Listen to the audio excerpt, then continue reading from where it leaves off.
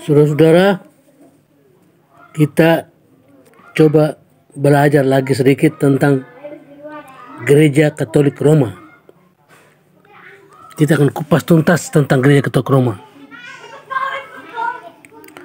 Gereja Katolik Roma adalah gereja Kristen terbesar di dunia dan diperkirakan memiliki 1,4 miliar umat, yakni lebih dari setengah seluruh umat manusia Kristen dan seperempat dari populasi dunia.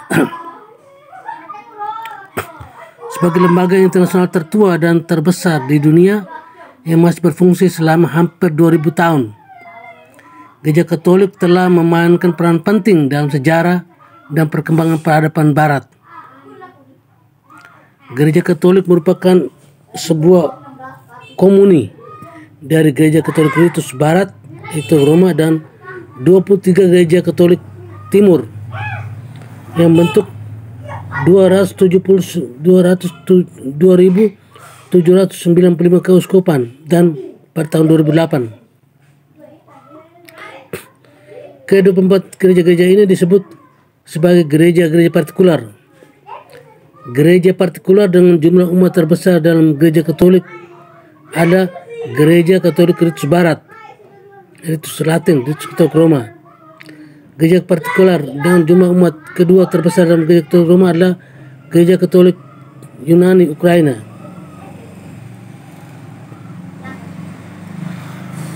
Otoritas duniawi tertinggi dunia ini dalam perkara iman, moral, dan pemerintahannya adalah Sri Paus.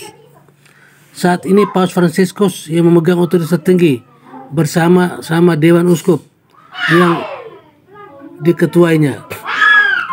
Komunitas Katolik terdiri atas seorang pelayan, umat tertabis rohaniwan, dan umat awam.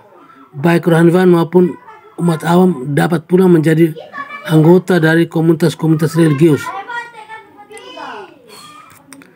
Gereja ini mendefinisikan bahwa misinya adalah memberitakan Injil Yesus Kristus, memberikan pelayanan sakramen-sakramen, dan melakukan karya amal. Gereja ini menjalankan program-program dan lembaga-lembaga sosial di seluruh dunia, termasuk juga sekolah-sekolah, universitas-universitas, rumah-rumah sakit, misi-misi dan perumahan, serta organisasi seperti Catholic Relief Service, Caritas Internasional, dan Katolik Caritas yang membantu kaum papa, keluarga-keluarga, orang-orang jompo, dan orang-orang sakit. Melalui suksesi apostolik, gereja ini percaya bahwa dirinya merupakan kelanjutan dari komunitas Kristiani yang didirikan oleh Yesus dengan mentabiskan Santo Petrus, sebuah pandangan yang juga dianut oleh banyak sejarawan. Gereja ini menetapkan doktrin-doktrin melalui berbagai konsili ekumenis, meneladani para rasul pertama dan dalam konsili Yerusalem atas dasar janji-janji Yesus para rasul-rasulnya yang tertera dalam Injil. Gereja ini percaya bahwa ia dituntun oleh Roh Kudus dan oleh karena itu terlindungi dari terjadinya kesalahan doktrin. Keyakinan Katolik didasar atas deposit iman, mencakup baik kitab suci maupun tradisi suci yang diwarisi dari zaman para rasul dan yang interpretasinya dan oleh otoritas pengajaran gereja. Keyakinan tersebut terangkum dalam Credo Indonesia dan secara resmi terinci dalam Katekismus Gereja Katolik.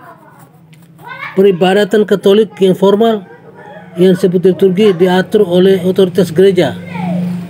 Ekaristi salah satu dari 7 sakramen gereja dan bagian penting dari setiap misa Katolik atau liturgi suci Katolik Timur adalah pusat dari peribadatan Katolik. Dengan sejarah yang membentang sepanjang 2000 tahun, gereja ini adalah salah satu lembaga tertua di dunia dan telah berperan penting dalam sejarah peradaban Barat sekurang-kurangnya sejak abad ke-4. Pada abad ke-11, sebuah perpecahan besar yang kadang-kadang disebut skisma akbar terjadi antara Kristianitas Timur dan Barat, yang terutama diakibatkan oleh ketidaksepahaman mengenai primasi kepausan. Gereja-gereja Timur yang tetap maupun yang kelak menjalin persekutuan dengan Uskup Roma. Si Paus membentuk gereja-gereja Katolik Timur dan gereja-gereja yang tetap berada di luar otoritas kepausan, biasanya dikenal sebagai gereja-gereja Ortodoks Timur. Pada abad 16 juga sebagai tanggapan atas bangkitnya reformasi Protestan di Eropa Barat, gereja ini menyelenggarakan proses reformasi dan renovasi internal yang dikenal sebagai kontra-reformasi. Meskipun gereja ini menyatakan bahwa mereka adalah gereja yang satu, kudus, katolik, apostolik, didirikan oleh Yesus Kristus, tempat orang dapat menemukan kepenuhan sarana keselamatan. Gereja ini pun mengakui bahwa Roh Kudus dapat menggunakan komunitas-komunitas Kristiani lainnya untuk membawa orang menuju keselamatan. Gereja ini percaya bahwa dia dipanggil oleh Roh Kudus untuk mengupayakan kesatuan antar segenap umat Kristiani, sebuah gerakan yang dikenal sebagai ekumenisme. Tantangan modern terhadap gereja ini mencakup bangkitnya sekularisme dan penentangan terhadap sikapnya mengenai aborsi, euthanasia, kontrasepsi, dan moral seksual.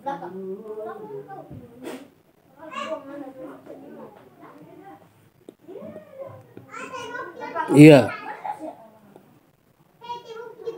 Terminologi. Sepanjang sejarahnya, gereja yang dijelaskan dalam artikel ini menggunakan banyak nama, antara lain Gereja Latin, Gereja Katolik, dan Gereja Katolik Roma. Gereja Barat, Gereja Katolik Roma. Nama Gereja Katolik digunakan untuk membedakannya dengan gereja-gereja lain yang tidak berada dalam persekutuan penuh, komunitas penuh dengan Uskup Roma, yakni Ortodoks Timur, Ortodoks Oriental, Anglikan, dan berbagai denominasi Protestan. Nama Gereja Katolik Roma pertama kali digunakan oleh kaum Protestan untuk menyebut seluruh gereja yang setia kepada Uskup Roma. Namun, nama ini juga digunakan oleh umat Katolik sendiri sejak abad 17, baik dalam bahasa Inggris, bahasa Prancis maupun bahasa Latin, untuk memperkenalkan iman mereka, terutama dalam hal persekutuan mereka dengan tata kepausan Roma di kawasan Timur Tengah. Sebutan Gereja Katolik dapat berarti Gereja Katolik Yunani Melkit atau Gereja Katolik lain seperti Ritus Timur. Dalam hubungannya dengan gereja-gereja lain, nama Gereja Katolik yang dipergunakan dan untuk urusan internal digunakan nama gereja. Sebagai contoh, dalam Katekismus Gereja Katolik, nama gereja digunakan ratusan kali, sedangkan nama Gereja Katolik hanya digunakan 24 kali. Bahkan nama Gereja Katolik Roma sama sekali tidak digunakan. Penggunaan nama Gereja Katolik secara resmi diterima oleh beberapa gereja Kristen lainnya, namun kebanyakan dari mereka menggunakan istilah Gereja Katolik Roma untuk menyebut gereja ini. Meskipun demikian, dalam penggunaan secara informal, bahkan oleh anggota-anggota gereja lainnya, istilah Gereja Katolik dipahami sebagai nama dari gereja ini. Pada tahun 397 Masehi, Santo Agustinus menjelaskan bahwa nama tersebut dipahami oleh mereka yang digolongkannya sebagai kaum bidah. Nama itu yakni Katolik yang bukannya tanpa alasan. Dengan dikelilingi begitu banyak bidah telah digunakan oleh gereja. Dengan demikian, meskipun semua kaum bidah ingin disebut Katolik, namun jika ada orang asing bertanya di manakah jemaat Katolik berkumpul, maka tak satu pun kaum bidah yang berani menunjukkan kapel atau rumah sendiri. Singkatnya, baik nama Gereja Katolik maupun nama Gereja Katolik Roma digunakan sebagai sebutan alternatif bagi seluruh gereja yang dipimpin oleh pengganti Petrus dan uskup dan para uskup yang berada di dalam satu komuni bersama. Oke, sekian dan terima kasih.